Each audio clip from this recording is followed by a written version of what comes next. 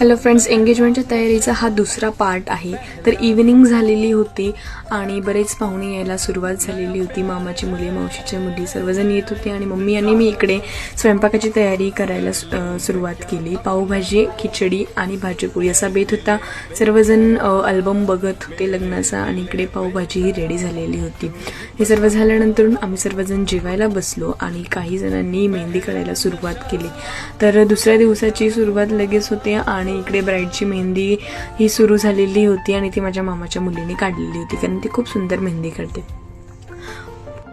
मग मीही माझ्या एका हातावर मेहंदी काढून घेतली. म्हटलं दुसऱ्या दिवशी खूप पाहुणे असतील आणि जमणार नाही. मग संध्याकाळ झाली, सर्वांनी मस्त चहा घेतला. पाऊसही पडत होता आणि सर्वजण आलेले होते. मग आता डान्सची प्रॅक्टिस करायची होती, तर सर्वजण गायत्रीच्या नवीन फ्लॅटवर जात होते. सर्व लहान मुलांना घेऊन आणि मोठ्यांना घेऊन आम्ही गेलो गायत्रीच्या नवीन फ्लॅटवर.